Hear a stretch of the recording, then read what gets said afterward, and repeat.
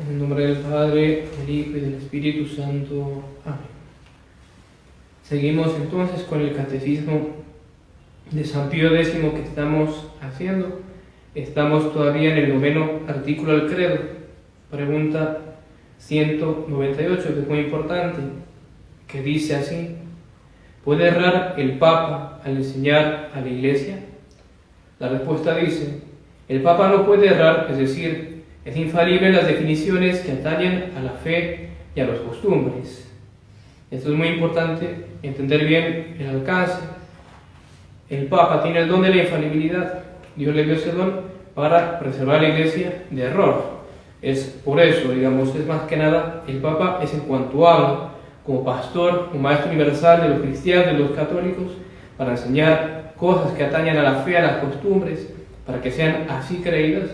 Allí él no puede errar. Tiene por eso, ¿para qué? Para que no pueda ser inducida a error la Iglesia.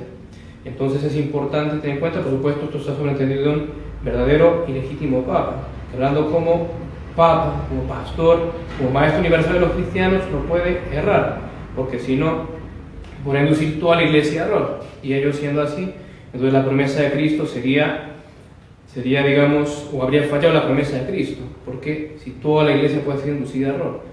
Entonces es importante tener eso en cuenta. Un verdadero Papa no puede enseñar error, y por eso tenemos todo el problema moderno, con los papas del Concilio Vaticano II, Vaticano II mismo, todas esas cosas que hoy en día se enseñan, que se presentan como correctas y que de hecho antes de Vaticano II habían sido condenadas por la Iglesia, condenadas por los papas, y allí tenemos un problema muy serio, porque uno dice, ¿qué pasa?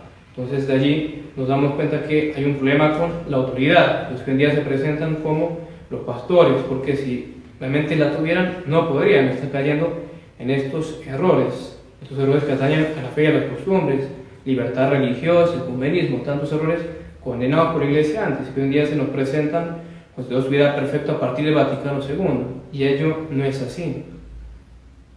Siguiente pregunta, 199. ¿Por qué motivo el Papa es infalible? El Papa es infalible por la promesa de Jesucristo y por la continua asistencia del Espíritu Santo. La siguiente pregunta, muy importante, interesante, la 200. ¿Cuándo es infalible el Papa? Dice la respuesta: el Papa es infalible solo cuando, en calidad de pastor y maestro de todos los cristianos, en virtud de su suprema y apostólica autoridad, y precisamente porque es sucesor de Pedro y ha heredado la promesa que puede enseñar sin error, define que una doctrina acerca de la verdad, de la fe o de las costumbres, de ser abrazada por la Iglesia universal. Es decir, dice, esto todos tienen que creerlo. Esto está en la doctrina católica, en la doctrina revelada, las verdades reveladas por Dios. Allí es infalible y allí no puede haber error. Y por supuesto que en algún grado también hay parte de eso en las encíclicas, que son el medio ordinario de enseñanza. Siguiente pregunta, la 201. ¿Qué pecado cometería el que no creyese las solemnes definiciones del Papa?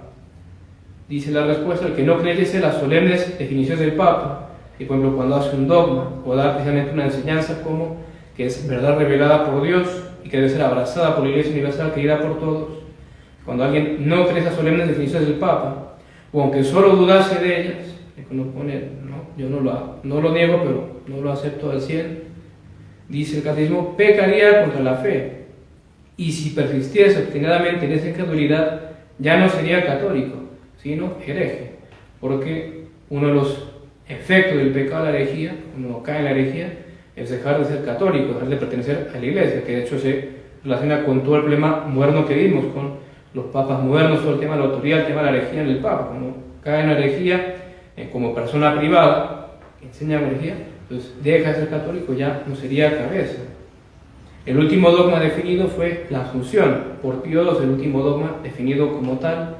Porque si alguien en esa época se hubiera obstinado en decir que no cree en la Asunción de María Santísima, que ella fue elevada en cuerpo y alma a los cielos, terminó el curso de su vida mortal, esta habría caído en el pecado de la herejía. Si hubiera persistido en ello, dejaba de ser católico.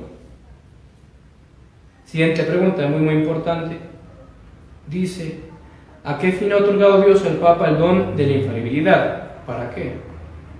Dios ha otorgado al Papa el don de la infalibilidad para que todos estemos ciertos y seguros de la verdad que la Iglesia nos enseña. Porque el Papa en última instancia habla en nombre de la Iglesia, no es en nombre propio de Juan Pérez, no, en nombre de la Iglesia, como representante máximo de la Iglesia.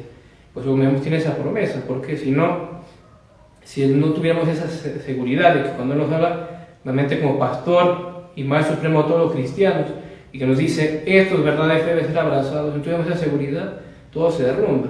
Y si puede ser inducido a vivir sin error, todo se caería. Entonces, por eso el don de la infalibilidad. Siguiente pregunta, 203. ¿Cuándo definió la Iglesia que el Papa es infalible? La Iglesia definió en el Concilio Vaticano I que el Papa es infalible. Y si alguno presumiese contradecir a esta definición, sería hereje excomulgado. Recién lo que veíamos, uno va contra definiciones solemnes, no solamente hecho por el Papa solo, como el ejemplo de la Asunción, sino también cuando es en un concilio, siempre con el Papa como cabeza y que lo apruebe, si no estaremos en la herejía del conciliarismo, que es una herejía condenada, pues tendría que el solo concilio es mayor que el Papa, y que se puede reunir sin el Papa y hasta tal vez condenarlo. No, siempre con el Papa, pero allí fue definido en el concilio, entonces el que niegue eso, la infalibilidad, cae en la herejía. Siguiente y última pregunta por el día de hoy. ¿Ha establecido la Iglesia alguna nueva verdad de fe al definir que el Papa es infalible? No, la Iglesia no ha establecido ninguna nueva verdad de fe al definir que el Papa es infalible, sino solamente ha definido, para oponerse a los nuevos errores, que la infalibilidad del Papa, contenida ya en la Sagrada Escritura y en la tradición, es una verdad revelada por Dios y por consiguiente que ha de creerse como dogma o artículo de fe. En realidad, siempre que la Iglesia define alguna verdad como dogma de fe, como que debe ser abrazado por todos los católicos, jamás está haciendo una nueva verdad, como que antes no fuera verdad y ahora decimos que es verdad. No, sino que simplemente lo que está haciendo es dar una mayor, digamos, solemnidad tal vez, o podemos decir tal vez certeza respecto a que eso es dogma, es una verdad revelada por Dios.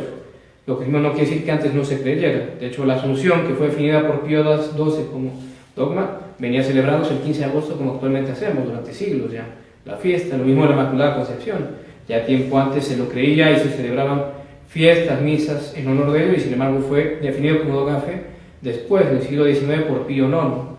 Entonces, siempre que la Iglesia define un dogma de fe, no es que da una verdad nueva, sino que una verdad que siempre ha estado allí, tal vez de manera implícita en el depósito de la fe, tal vez no tan esclarecido, lo pone claro y nos dice, esto es verdad de fe, para que en todo caso ya no haya más discusiones, si acaso las hubiera. En todo caso, dejamos allí por el día de hoy. Mediante mañana seguiremos viendo qué más nos enseña el Catecismo. Ave María Purísima, sin pecado concebida, María en Santísima. nombre del Padre, del Hijo y del Espíritu Santo. Amén.